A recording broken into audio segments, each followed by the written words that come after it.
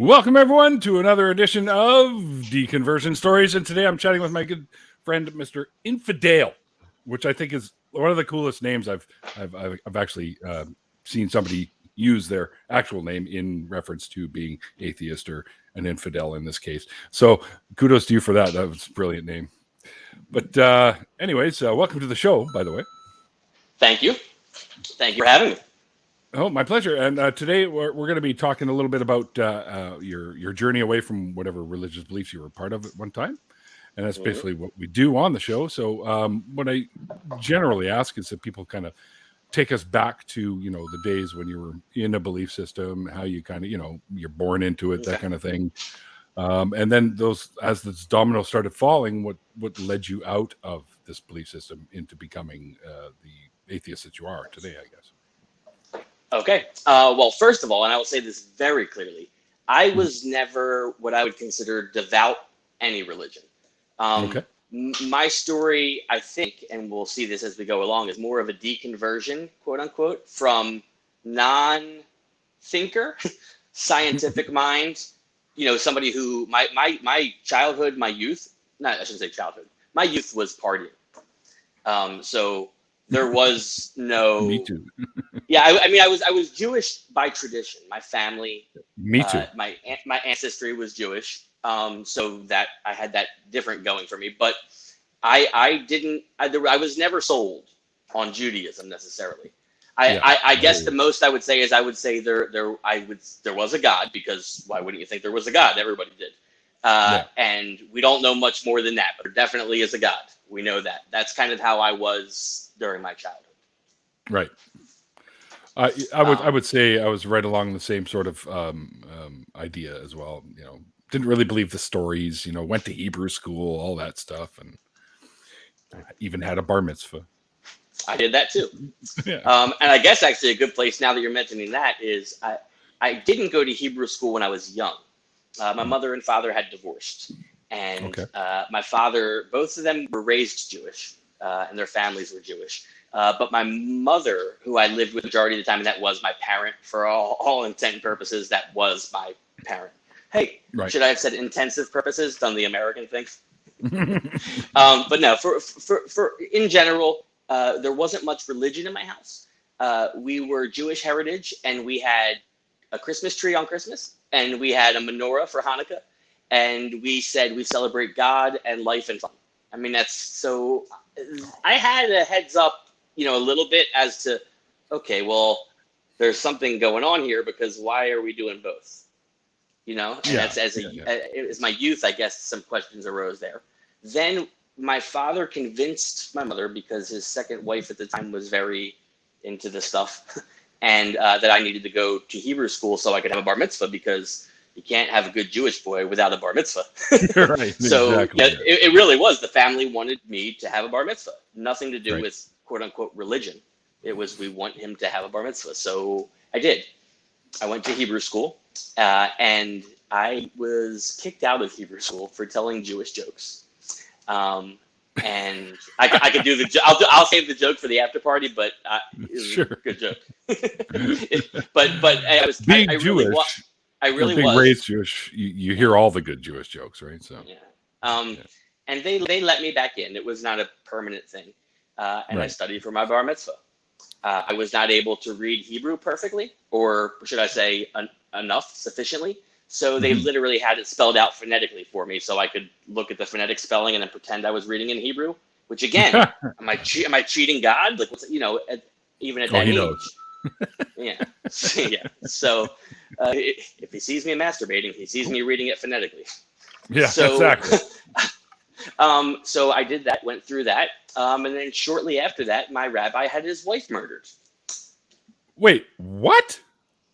Yeah, my rabbi was Fred Newlander. I have pictures I could later of Cherry Hill, New Jersey. Shit. And he hired 2 hitmen to murder his wife. So it's not that did that to me, but clearly I saw some issues with that when I was a teenager.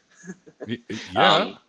Killing people is not a good thing, No. And even then I thought about like why he would do something like that. And I knew him pretty well. I knew her. I knew his family. His son was my friend, and friendly. And it was just so odd to me because I thought, like, why wouldn't you just get divorced? I don't understand. And the more I looked at it, he didn't want to lose his congregation. I mean, I'm guessing this. I feel like he was afraid he can't get a divorce because they'll look down upon him, and he chose that route, which I guess felt like the safer route for him. Even worse. And he, like, what? He hired 2 hitmen. They got caught, and he's in jail now. So for life. Oh, I mean, wow. That's a long time ago.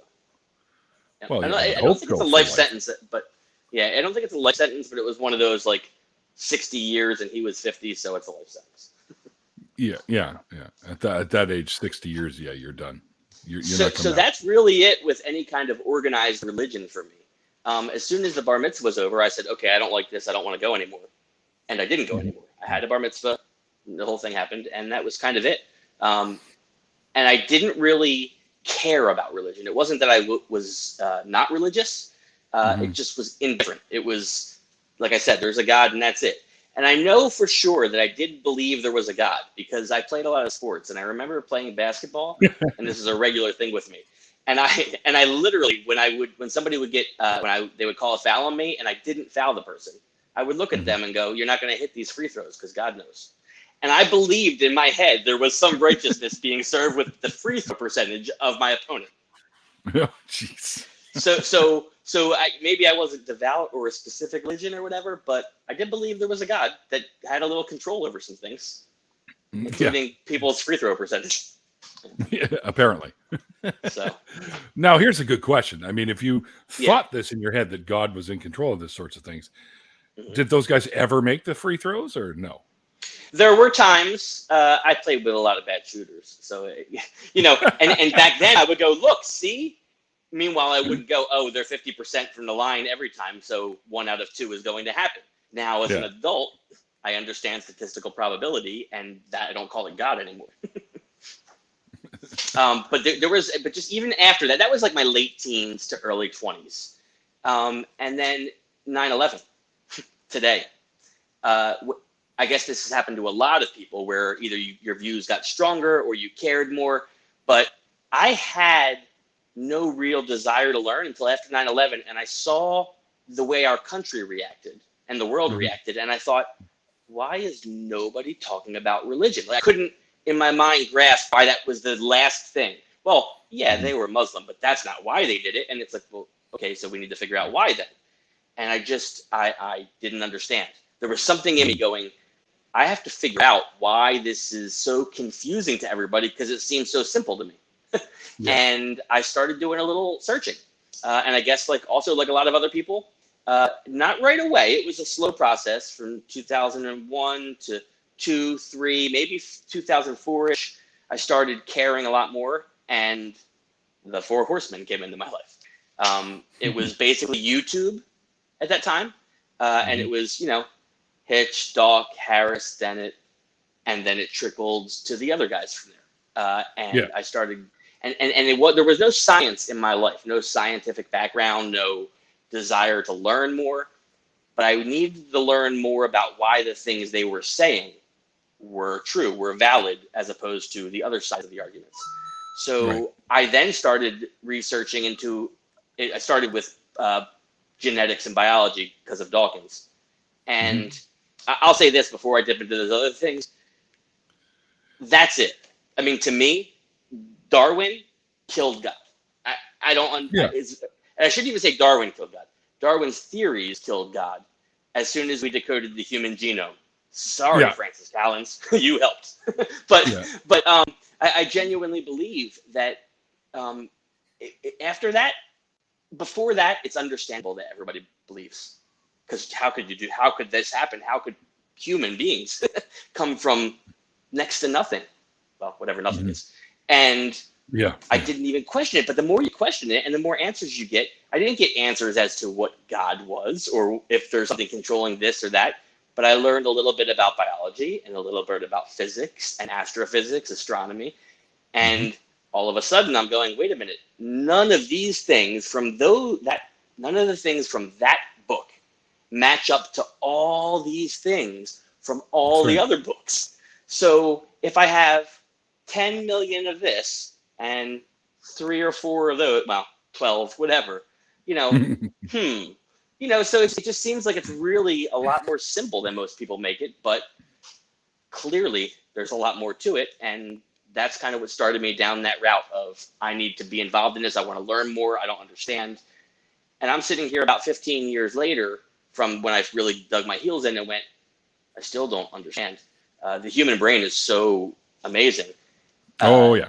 It's mind-boggling. The hardest thing to understand is the thing that understands. I look, yeah. I mean, so that's what confuses me. I can get, and I'm not really good at math. Watch this, maths. See, now I'm talking to everybody else around the world. But yeah, I don't have much of a history in that. I do feel that currently, and I want this to be something that everybody that's watching hears and sees. What I have turned my life into from, and I'll just be honest, partier, drinker, drugs. I still smoke, but me too. Not good. Yeah. Women and sports and partying. That was it. That was all that mattered to me. And then I started learning, and I still cared about those things, but they a little bit less and a little bit less. As you age, I think that happens. Sports has been the biggest casualty to me. And I'm still a sports fan compared to most people, but I was everything.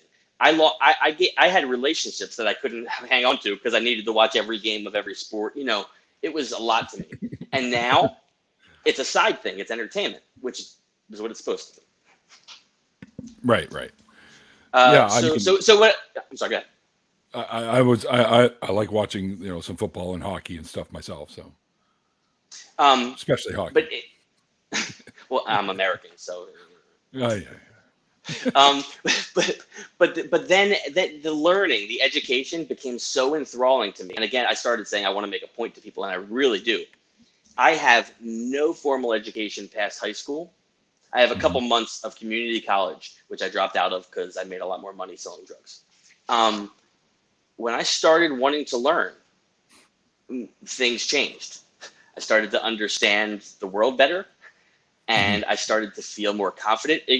Ignorance can be bliss, but it doesn't feel powerful at all. It doesn't feel like you have control. And I started gaining control the more I learned. So I had more of a desire to learn and more of a desire. And I now am, in my mind, so much better off than I was 10 years ago. It's night and day. I wouldn't, 10 years ago, Dale Goldstein could not have a decent conversation with InfiDale. It just wouldn't happen. I was a completely different person. I was still witty / reasonably intelligent, but I didn't have any knowledge. There was nothing there. So I just said this the other night, but I went to YouTube University. Most of what I've learned, I mean, it eventually went into books too, but started from YouTube. And then I learned, I went to different guys and I had different influencers or whatever you want to call them.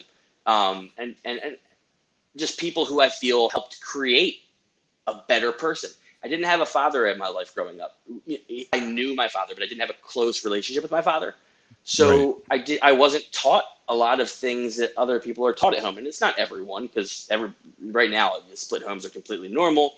And my mother, wonderful human being. I just throw this out there. She is now a devout Christian. Like I said, there was no real religion in the house.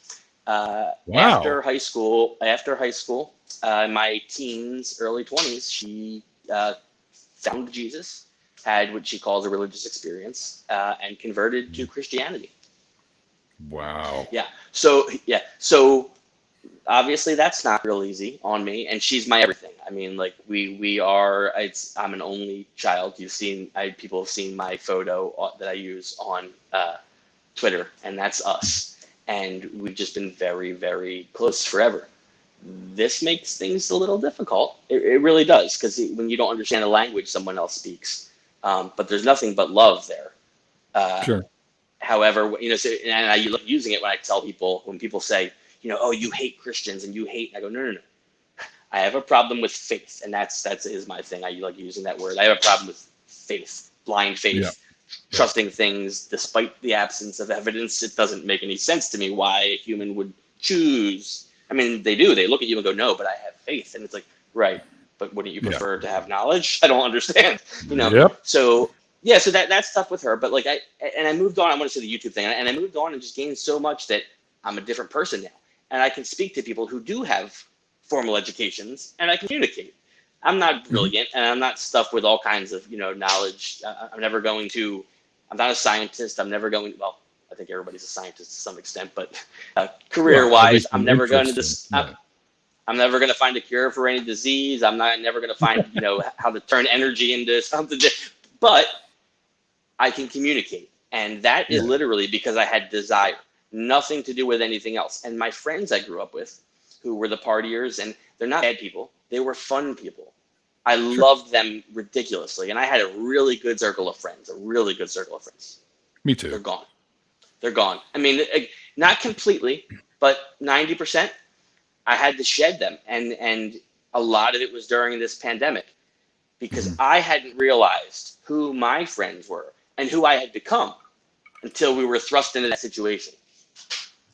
Right. So that the pandemic changed a lot of things for me, and I came to Twitter literally just after the election. I mean, I get it. I should have been there a decade ago, and everybody told me, but I'm a stubborn human, and I just came to Twitter after the election, and I went, wow, there's a community here. There's people who think like me. They don't think I'm crazy. And I would post something, and at the time I was still on Facebook, and I would post something on Facebook, and I would get 3 likes, and 25 people would get mad at me. And then I would share it on Twitter, and I would get 300 likes, and everybody would be telling me how wonderful it was. Nothing changed, your audience. Nothing changed but the people I was speaking to. So I decided I was going to stay away from my old friends and old family with who InfiDale is becoming. And I was Dale Goldstein, which is my birth name, on Twitter. And I don't mind people. I mean, that's my name. That's who I am. The InfiDale is a handle, and it's cute. Thank you. I do like it. I'm a Steen, too. I'm a Bernstein. So just put a Star of David after our names. Yeah, pretty much, yeah. But so, when the Twitter thing, it opened up a whole new world to me. And I went, wow, this is where I belong. These are the people I need to communicate with to make myself better. I always kept everybody around. Even I had multiple friends who were Qs, into the Q stuff. And I don't mean a little bit, like full force high school friends who I grew up with, who believed every single thing. Lizard people, Tom Hanks is raping children. I mean, I still have stuff saved if you want to see stuff, but like scary stuff. And I was trying to change that. I didn't realize what I was up against. It was before I started seeing it early on, before the pandemic, because my friends were a couple of them were really into that. But like I said, they were nice guys and partiers and fun. They didn't like thinking too much, or they liked thinking too much, overly. Thinking the wrong way about things anyways. And one thing I'll say too, and I guess I'm getting to this point now, one of my closest friends, and when I say one of, my brother basically, but not, my friend, since we were 8 years old, 35 years. And I'm not swelling up a little bit when I say this, but his wife and he were my closest people, and their kids were the closest thing I've had to children. And I don't speak to them anymore right now. And it's not easy, and it wasn't something that I did lightly, but they literally, they both consider themselves atheists, which makes it even crazier to me. But she is into turmeric will cure you, and use this amethyst instead of, the medicine. Fuck. And yeah, I know. So he's married to her, and that's, a big thing to them. They're very healthy people, which is a good thing. I'm not knocking the health thing, but it just goes so far that they're 100% anti-vax. Not, we don't like this vaccine or trust this vaccine. They are anti-vaccination, period, and proud of it. Wow. So I guess it didn't matter that much to me when we didn't need a vaccine for everybody to be okay. I just went, that's weird, but whatever. I'm literally scratching my head. Like, how in today's day and age could anyone be an anti-vaxxer. I don't get it. I don't either. Trust me. And I tried during the pandemic to stay friendly with them. Mm-hmm. They would take every post I made about something positive about Gates or Fauci or those names stung them. Ooh, scientists and doctors are evil, and the experts. And, yeah, it was really hard not to do that when I said scientists and doctors are evil. But it's just so odd to me that they don't trust them. They trust Jenny McCarthy and Chachi from Happy Days and whoever. Sir Charles in charge knows best, right? That's why he's in charge.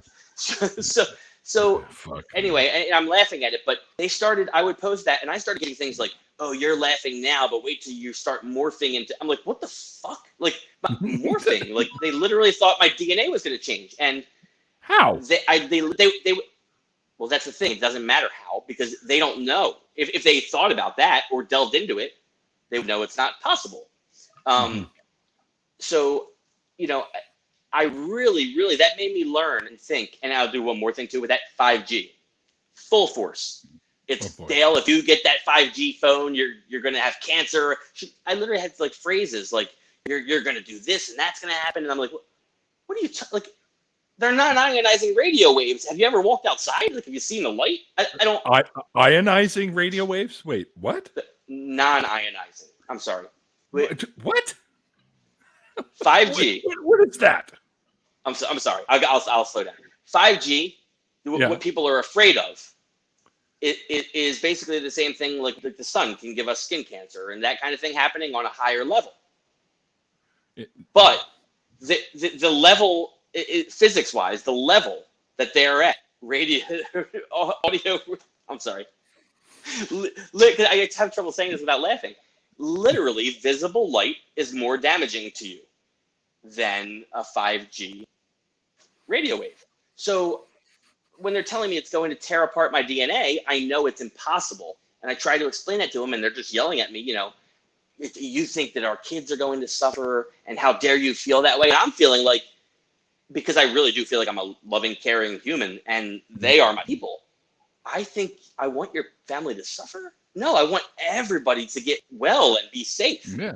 And I'm not talking directly to them. I'm talking to everybody, all of my friends, and they just weren't able to deal with it because I was so pro-science, and they're so anti-science. They would consider me pro-establishment and themselves free thinkers. I mean, ironic, funny with the phrase, right? Yeah, I know what the phrase means, but a lot of people don't like that phrase because they don't fit into it. Right. And they want to be that. They want to be called a free thinker, and they do. They call themselves that. And anyway, that was really rough. And so I started losing people during the pandemic, left and right. And I kind of went, you know what? If I'm going to lose them because they don't like that I understand what's going on and I care about people, I know they don't see it that way. I'm going with caring about people and knowing stuff.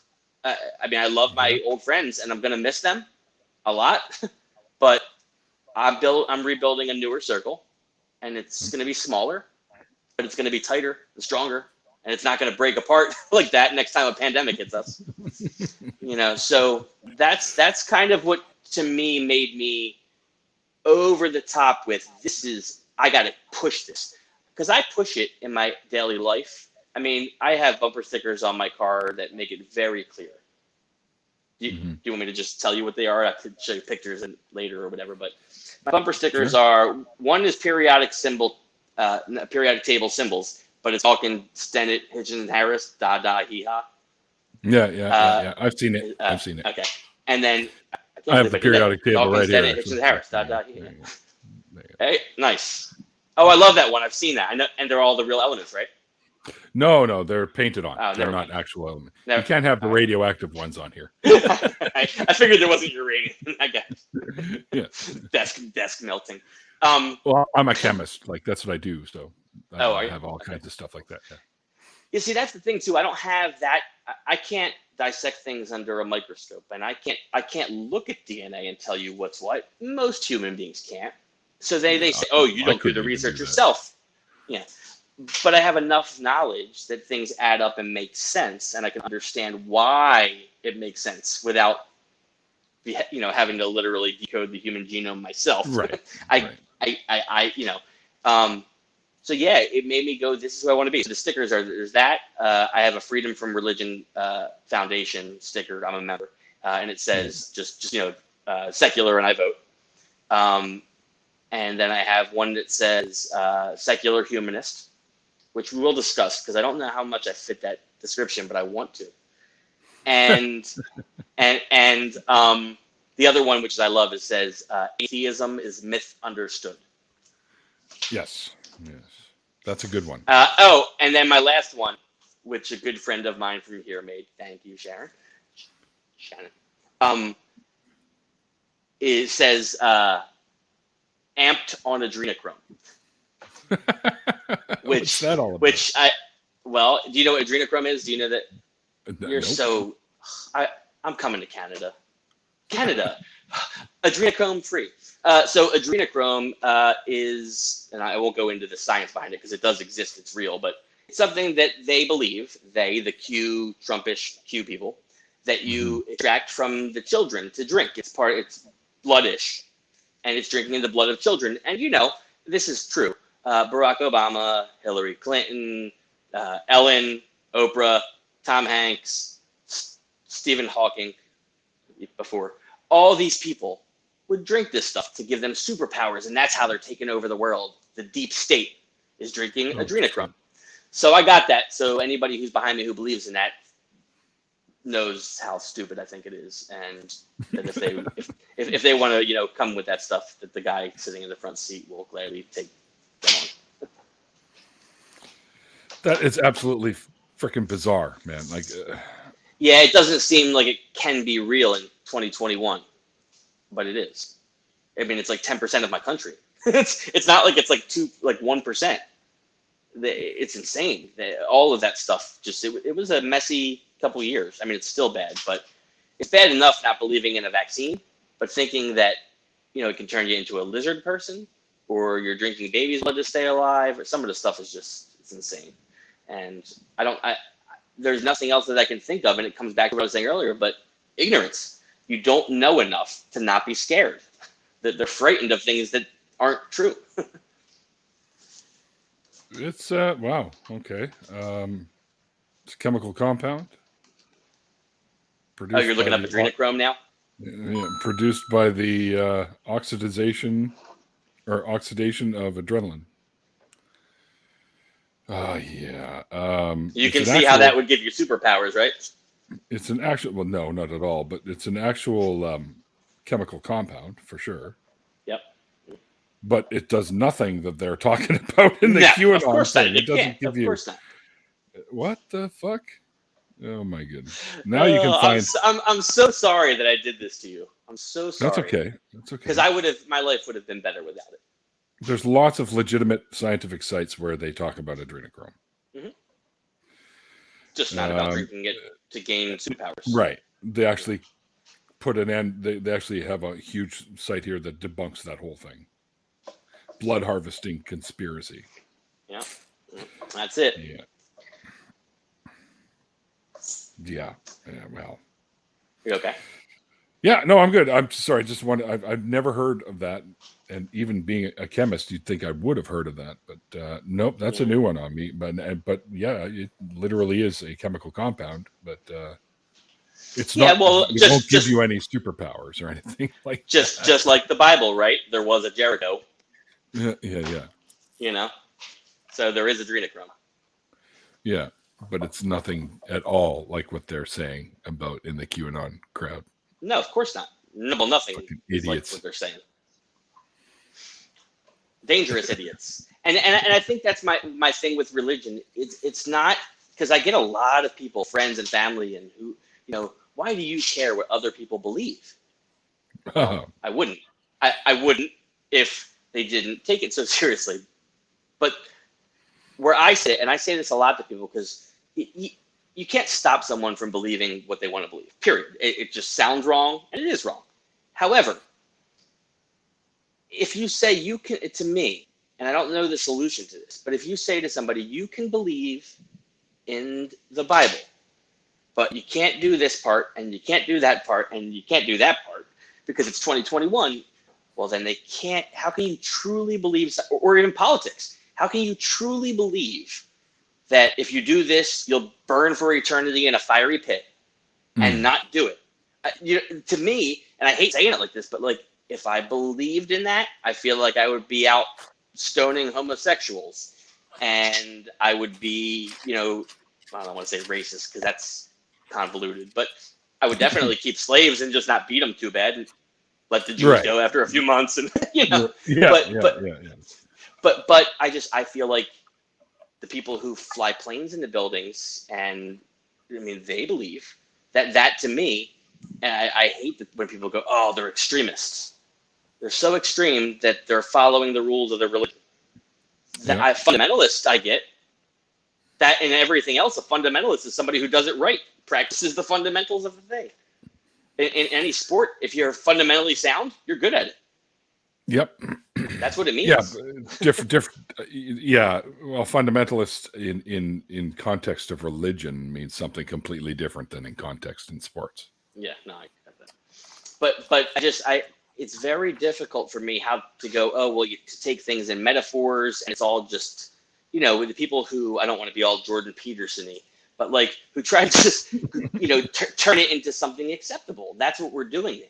In 2021, the people who still do believe try, not all, but the majority, try to morph it into something acceptable. And I feel like if you know it's not real and you know it can cause harm, why change it to something better?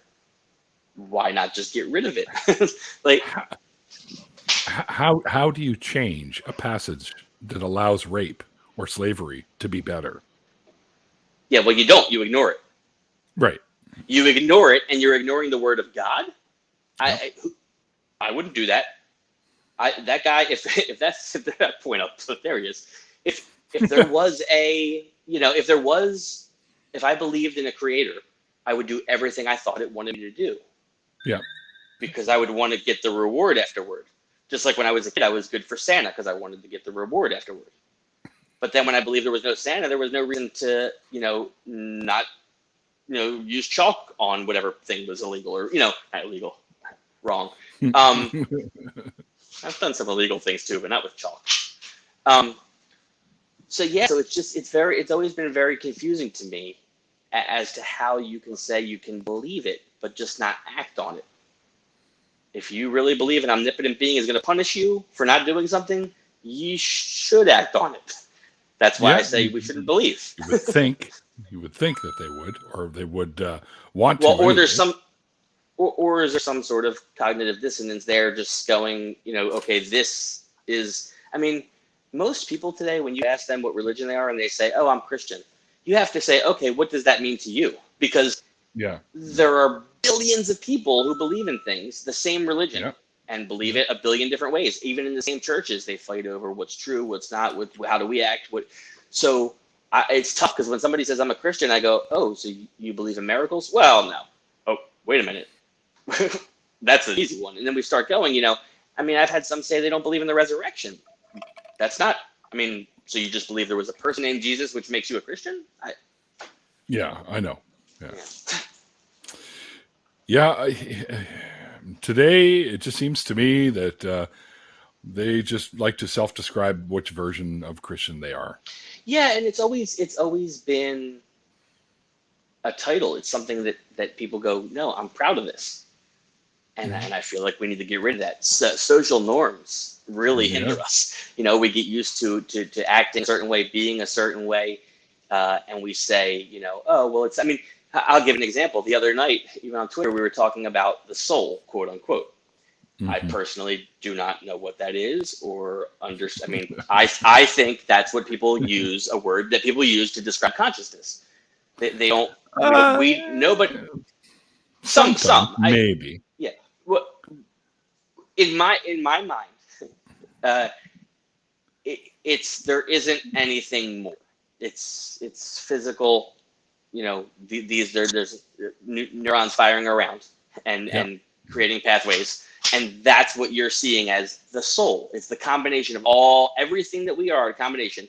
I really feel like it's the brain is showing you where the soul is. So when that shuts down, when the brain shuts down, to me, it's some of the science behind it is so specific. The fact that you can literally make someone non-religious by doing something to the brain goes, okay, well, if you literally touch somebody at the corpus callosum, and you have to left and the right half, the religion's gone, and the non-religious person doesn't gain it.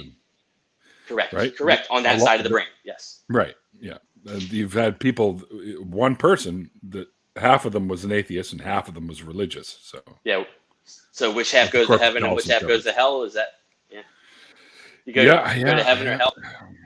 I don't know. That's a great example of how we know for a fact that these beliefs, like the religious beliefs, are definitely come in the brain and are put there, of course, by your indoctrination period of when you're growing into it, right?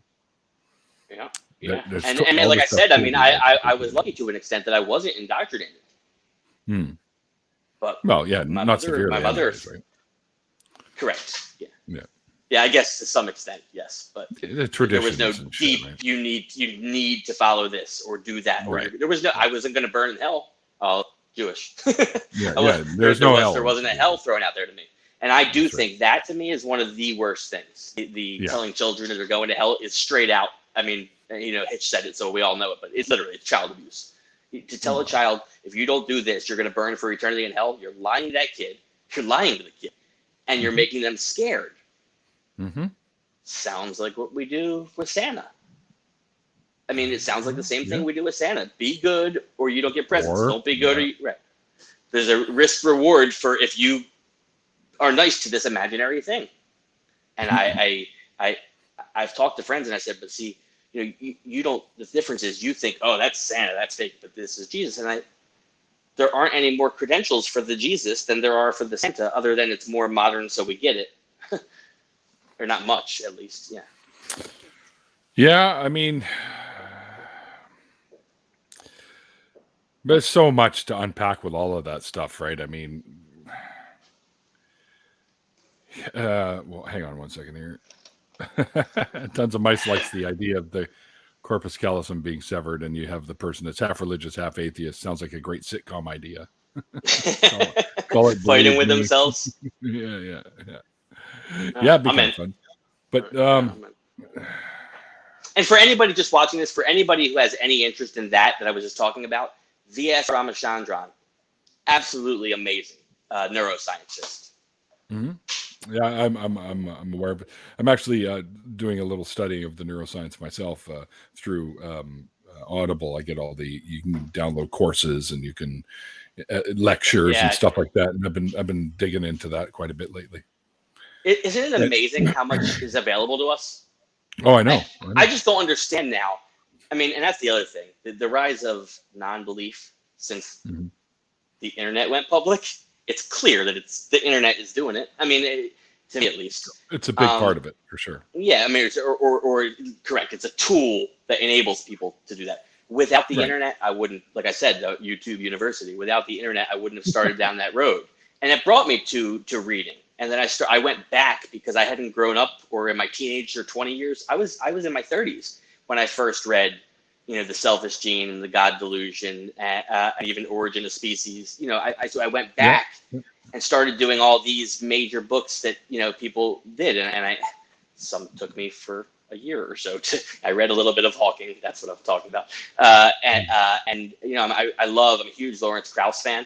And I got into physics and astronomy and all these different things. And then I went, wait a minute, now I need to learn something about physics if I'm going to read these books. Because I really couldn't. Like, I would read it and I would go, wow, that's amazing. But what does it really mean?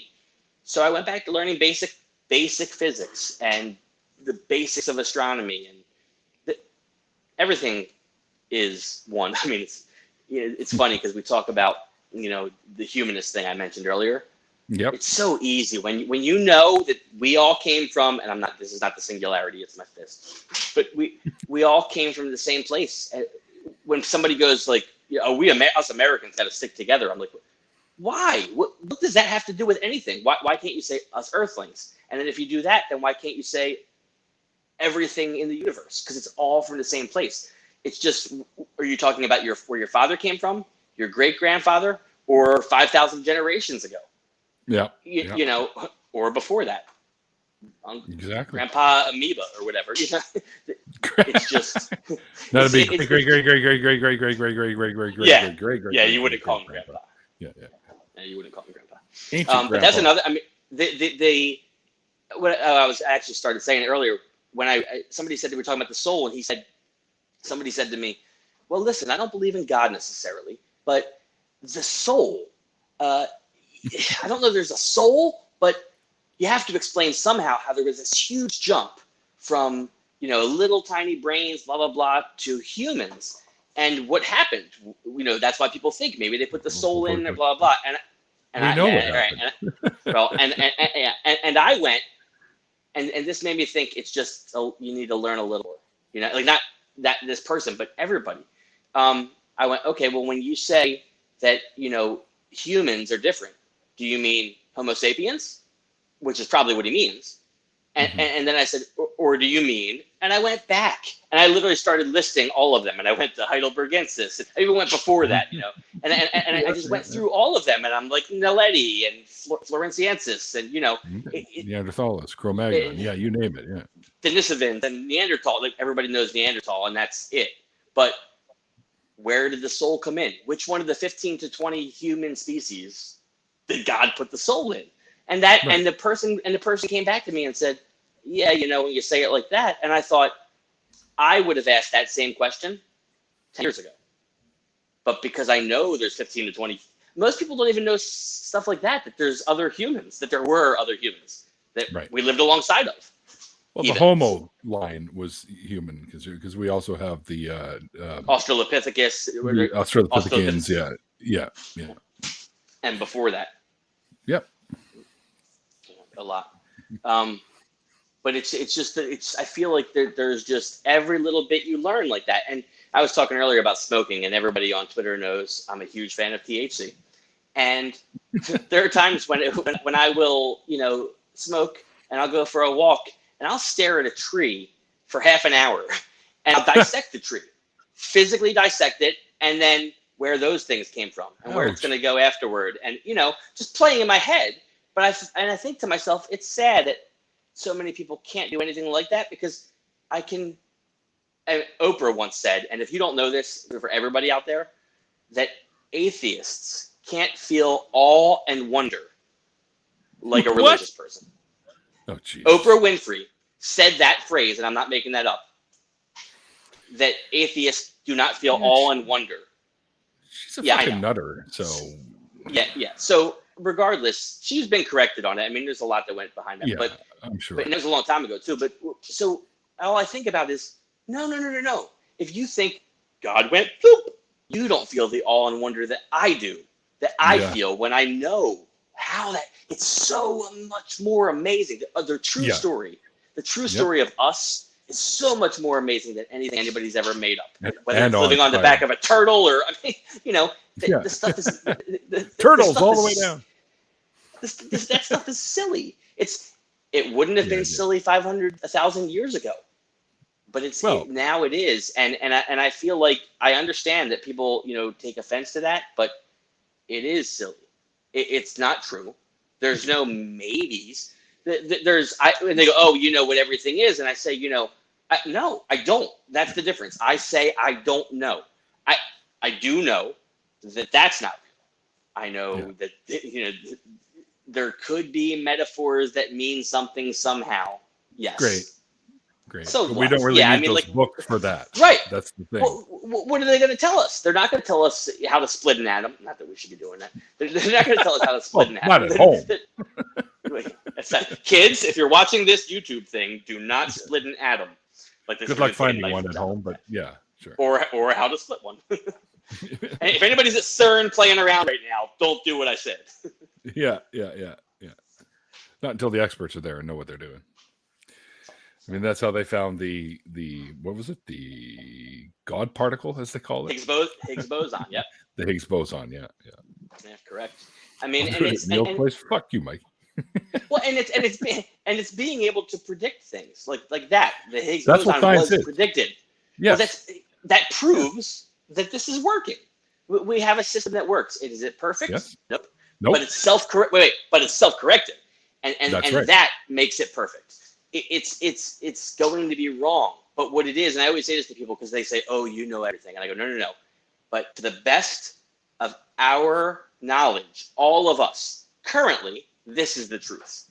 Doesn't mean it won't change. Doesn't mean that it's going to last even a year." And somebody said, "Well, what about this?" And I'll say, "Well, if the laws of nature change, then that may change." And they go, "Oh, shut up! You're lying." I'm like, "No. That can happen." Yeah, like, no, it can't. Well, yes, it can. I mean, even in the '60s with quantum physics, everything changed. Yep. So I'm also when they introduced quantum physics, everyone was like, I mean, even Einstein was against it when it first came out, right? So, but he soon nothing learned, nothing understood. can be in two places at the same time, right? That's just completely idiotic. But it's not anymore. So when it comes to USB cables, that proves that things can both be this way and the other way simultaneously, because it will take you at least 7 tries to get that USB to plug into the damn charger brick. USB entanglement. It's a superposition of the fucking of the brick. Brick superposition is a thing. I invited myself in here because I had to get that joke in there. Hi, great interview so far. Everyone seems to love your you. background.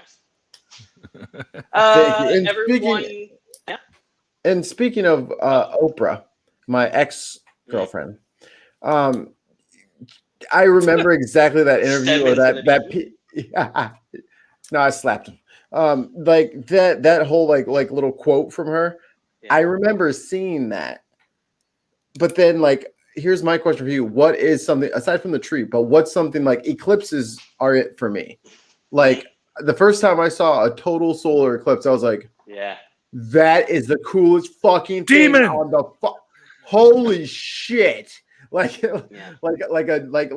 someone had just dunked from the 3-point line. Like that's how in awe I was at it. What's something like that you've seen that's been like super cool? Well, in NBA Live 1993, Charles Barkley could dunk from the top of the key. He like double pumped it, but you're saying in science, not in basketball. Dunking. You said dunking from the 3-point line, and that's no. Things that I've seen even just like you said, because astronomy is one of those things. But like, I watched my first meteor shower, not lightly, but like seriously. During the pandemic, the Lyra's meteor shower, I watched intently, and I was in awe. And that's kind of, fuck you, Oprah. So I was in awe.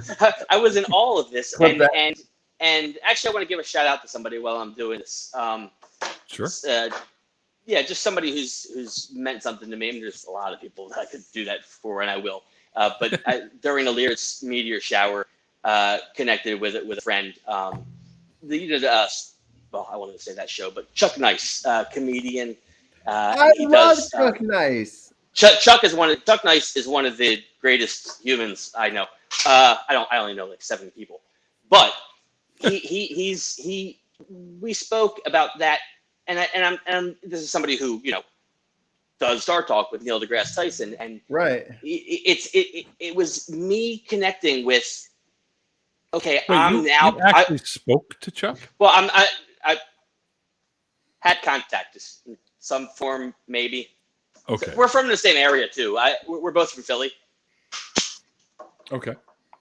So yeah, I very casually. What was that? I saw something. But no,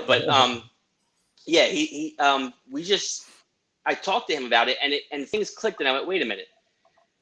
For whether you're Neil deGrasse Tyson or this guy who didn't go to any school, you learn a little bit about a little bit, and you put it together, and it's the same thing. I mean, you're witnessing the same thing, and you're understanding it in the same way. Not maybe 100%, but there was just so much that I went, this is what I want to be part of. Like while I was watching that meteor shower, I mentioned him because I said something to him afterward. I went, this is what I want to be part of.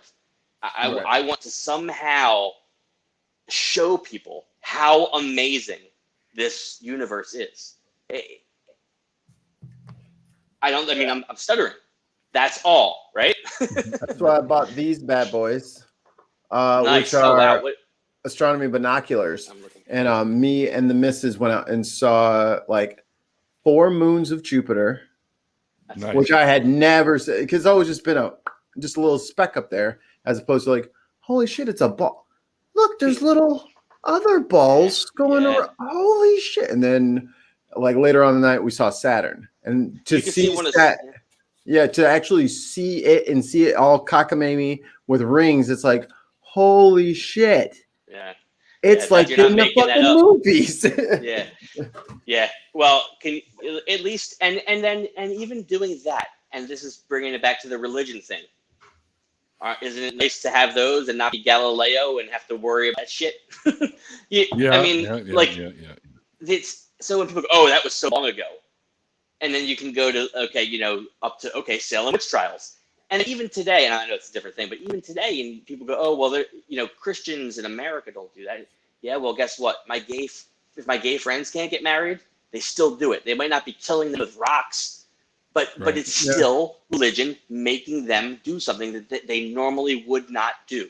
A decent person doesn't say, I can get married and you can't.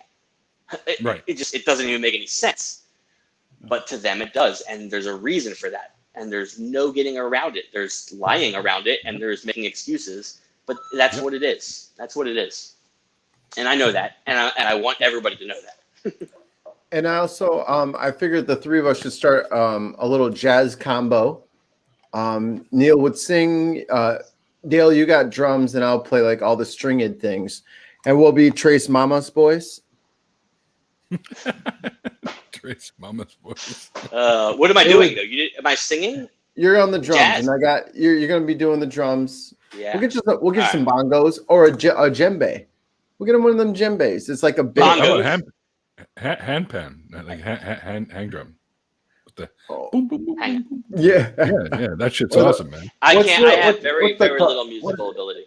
What is it? The cajon, where it's like literally a box. It's a box. Like, I'll play the cajones. It's on me. The cajon is the guy I work in the lab with has a cajon at home. Actually, but he plays guitar, Spanish guitar, like. Oh yeah. Like does he play nylon? I love flamenco. Does he play nylon? Guitar, I believe. Yeah, he plays nylon. Yeah. Oh. He also has a 12-string as well. The proper name for a Spanish guitar is El guitar. El guitarro. Yeah, no. Yeah, that O with the L and an O with the El guitarro. Yeah. Dude, it's like El Cabong from. I've been playing guitar since I was 13. I don't think if I practiced every day, I'd have calluses thick enough to play a fucking nylon. It feels like you're playing razor blades. It's the worst thing ever. It's way worse than metal. I don't know how. I think it's something with the tension. What do you miss most about the before times? I wrote down, and the before times is before COVID. Like, what was your favorite thing to do that is gone? You can't do anymore. I can't use a name, right? I wouldn't call them Mikey. For my favorite thing to do pre-pandemic that I can't now. Just registered. That's my bad. I'm sorry. Yeah. No, you're good. I do this a lot to everybody. Something's wrong with me. I'm a little high. I guess well, for the after party, I'll be joining you. It's all it does for me is slow me down a little bit. I don't. This is me 24/7. If I smoke, I'm like a normal person. You're like me. You're a typical Jewish guy who talks with the hands all the time. As a matter of fact, right? The guy's in Israel. He's walking down the street and he sees a little Jewish guy carrying a couple of bags of groceries with him. He goes, "Excuse me, sir, can you tell me how to get to the center of Tel Aviv?" And the Jewish guy hands him the bags like this, and he goes, "I don't know." And then he takes the bags.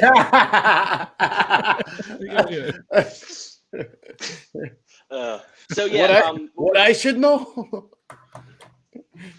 Actually, somebody on Twitter was talking about, I forget what it was, but there was something speaking in about where you're from, speaking it not from religion wise, saying something that's from that religion.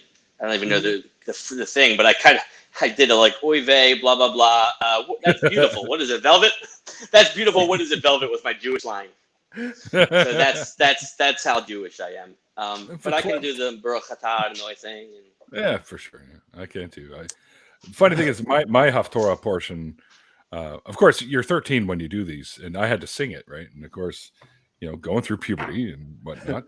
Neil had a full band. Voice cracks. Yeah. And the place was just cracking up. And it's more like a comedy show than a bar mitzvah is what it was. And there's another. I had fun at mine.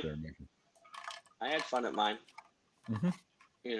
It wasn't, nothing about it had to do with Judaism, except for me saying, like you said, the Haftarah stuff. Yeah.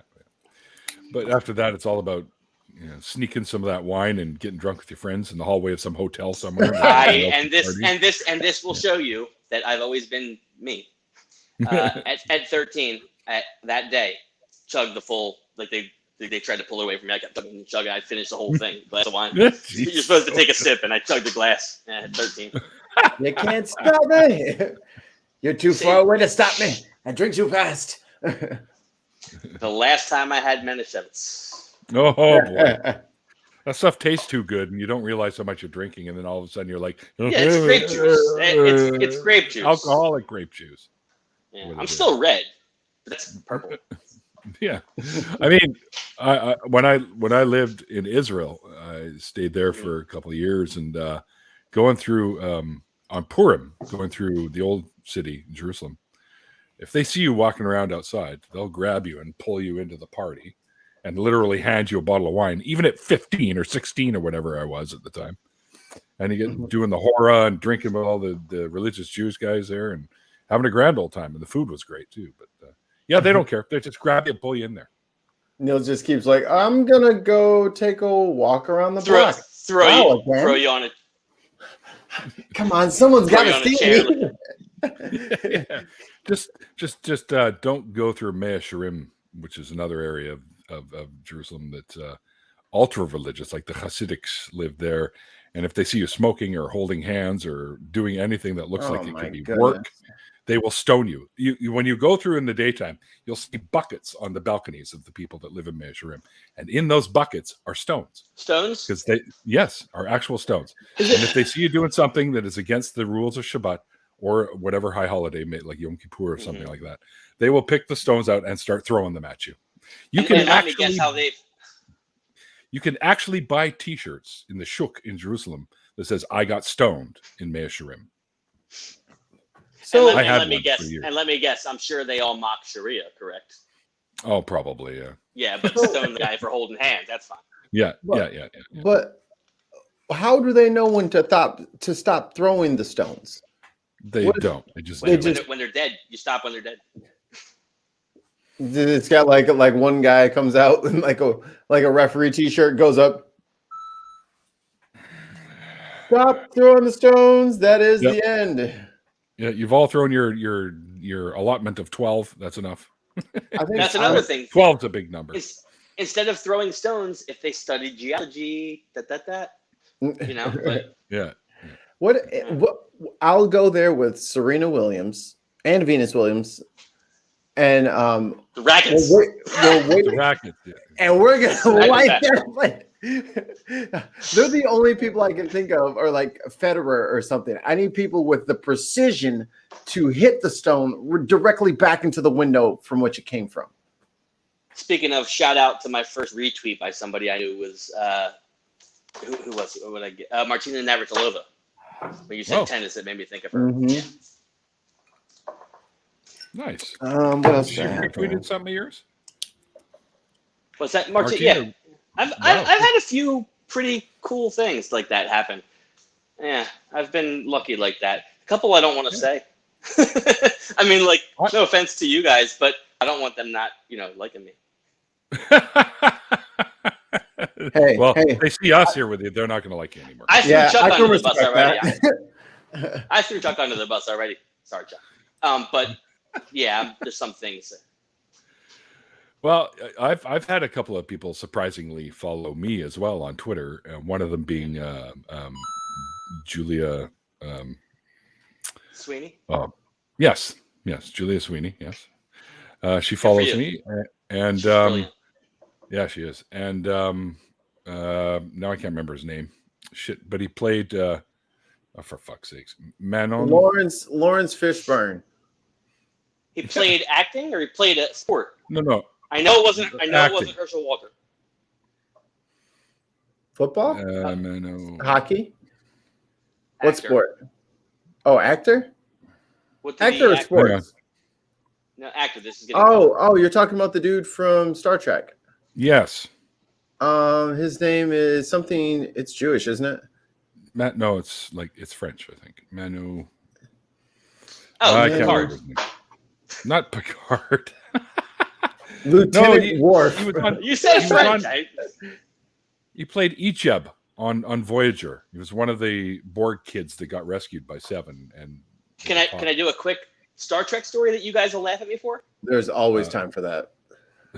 Can we do it in the after party? Because we have gone over there. Oh yeah, I'm fine with whatever. But I absolutely make me tell the Star Trek story. Okay, writing it down. But we are going to take a bit of a break before we get the after party going, because we always have a little 15-minute break or so in between, so people can freshen up their drinks. Because that's what I don't know if you noticed, but we kept popping up the hashtag coins down there. Because my phone makes the Mario coin noise. So every time that noise goes off, which happens quite a bit, we turned it into a drinking game. So you see hashtag coins, you got to take a drink. That's basically what that is. Which is why I am wasted. Why was I not informed of this beforehand? I should have told you beforehand. My bad on that. But now you know for the throwing coins around with the Jewish guys, and now it's a little dangerous. yeah, exactly. Is that how copper wire was invented? one of the worst ones, actually. But still kind of funny in a way. But yeah, all the stereotypical jokes are, still kind of funny.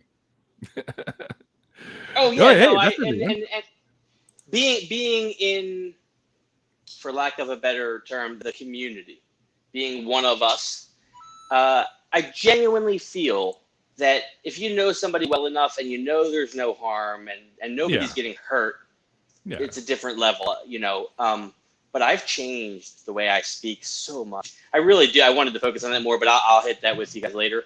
I was such a different human. I couldn't even see. I mean, literally, gay was something I mocked growing up. Mm-hmm, yeah. I was that was horrible. I just didn't know, and what brought me there, and I'll stop. I'll let you guys do your thing. But what brought me there, what got me from, you're gay, so that makes you lesser and mocking you, to not and respecting it the way I respect anything, is biology. It's got nothing to do with, not believing this or that religion. It's knowing that 10% of everything, and these are humans. I mean, human's a human. Mm. Yeah, that's just it, right? We are 99.98% all the same fucking DNA. That's within that last little bit that are minor issues of differences based on where we are on the planet, really. 1.5 to 2% Neanderthal, so stop making fun of them. Yeah. Yeah. Oh, it kind of fluctuates depending on where you are. European Asians. Less for some of us. Some folks have Denisovin? Is that what it's? Denisovin, yeah. Yeah, because Dennis is the dude in the Cape, so Denisovin. It's not Denise. Denisovin. Denisovin is how it's pronounced. Yeah. The Minnesotan. It's a weird one because you would think it was Denisovin, but it's Denisovin. Denisovin. Yeah. Anyway, that's history. Yeah, exactly. But apparently, a lot of the Asian folks have some Denisovin DNA. Yeah, in there as well, so. Absolutely do. Yeah. So it just depends on where you are on the globe, but we're all related, whether you like it or not. Yep. And it's easier to think of everybody as. It's easier to think of everybody as your brother. I call people brother all the time. That's right. Me too. You are my fucking brother. I'm not trying to be. I'm not humoring people. We're related. I call people by their. Of us are related. I call people by their social security number. It's really off-putting. I feel like that would turn some people off. Honestly, it would impress the shit out of me. Like if you went up to me and were like, "You are," I would be like, "Whoa." Me, racetrack. 5 minutes. You're coming with me. I grew up in South Jersey, right next to Atlantic City and a racetrack, so that was my life. Ooh, nice. 10-9-02 was the last time I made a bet. I don't really bet on things either, or really I'll pitch in for lotteries once in a while if everyone at work is getting in because it's a huge pot or something. You got to. I would be so pissed if everyone I worked with fucking won the lottery and I had to show up on Monday just like fucking sourpuss McGillicuddy all by myself, mad that I didn't want to shell the $2.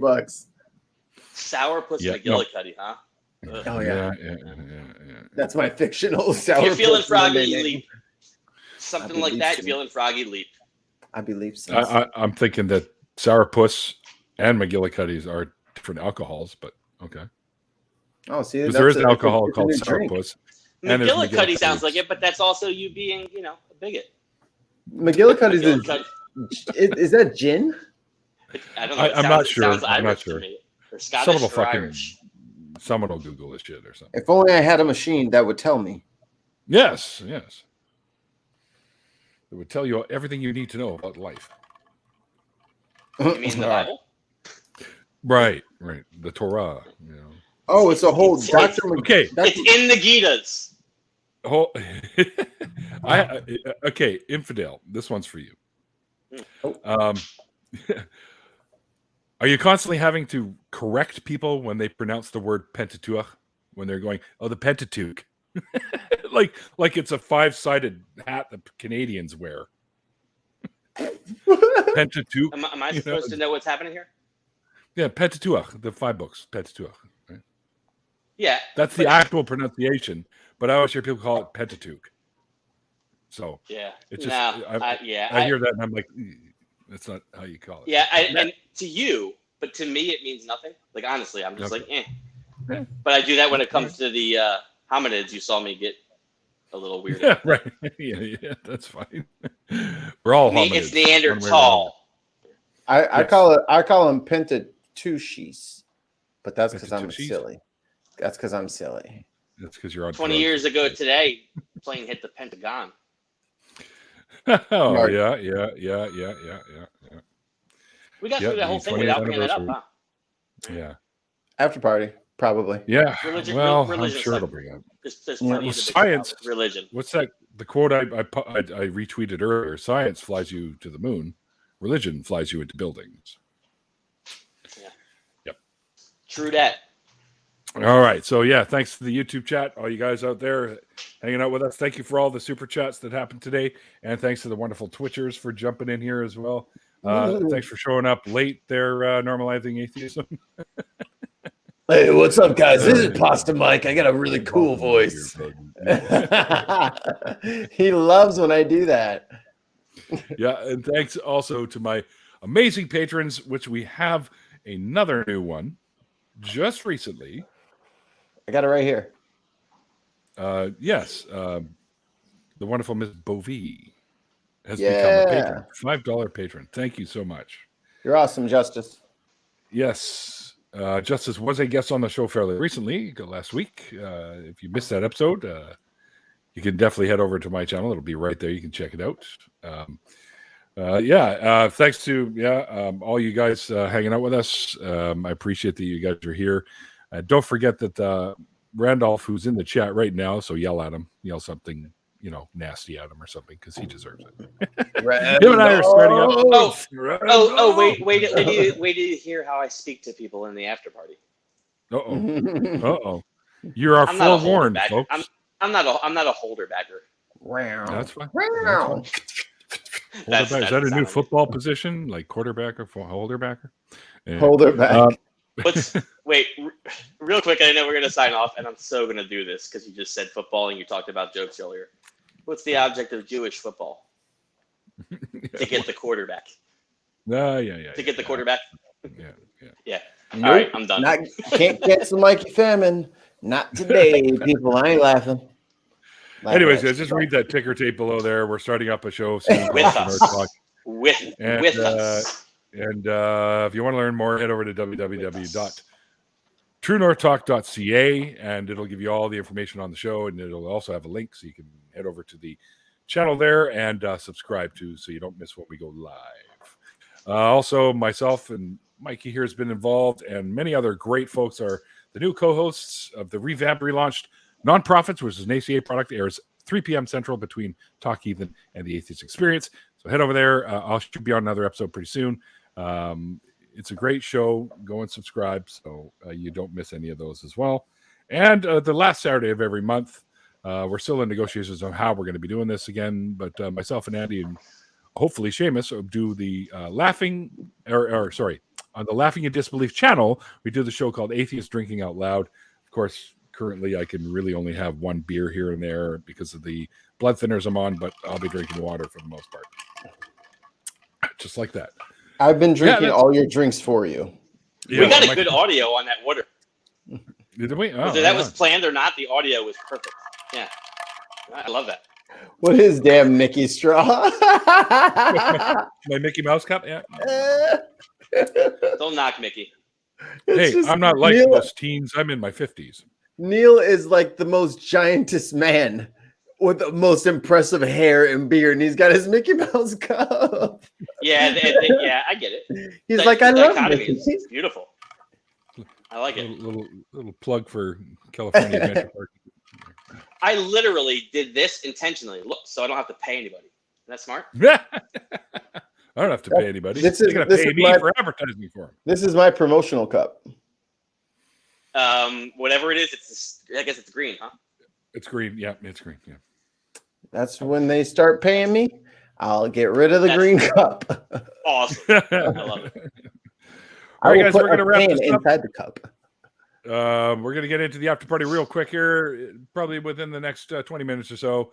So we always wait till we get enough folks in there before we go live, as you know. So sometimes it can even drag out to half an hour, but we're all in there chatting, waiting for enough people to get in there. But anyway, stick around, or not stick around, pardon me. There is a link in the description box below. After the credits, it'll also pop up right on the screen in front of you, so you can head over there and hang out and wait for us. Monty Fox lives. It shaves in darkness. There's a story behind that, but that's okay. All right. So good. If y'all want to be involved in the after party, just let Mikey or myself know through one of the platform messaging services that are on there, like Facebook, Twitch, Twitter, whatever.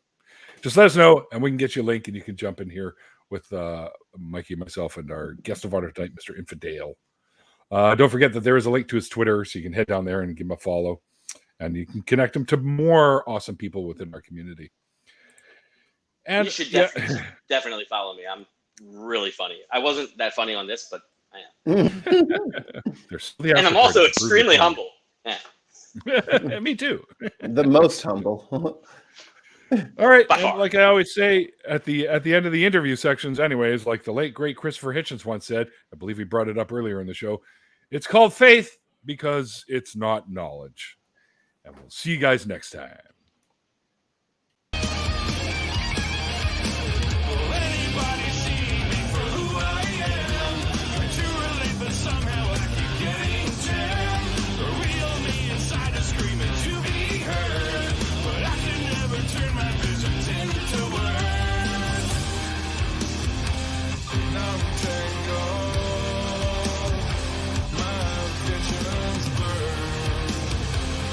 Suntan.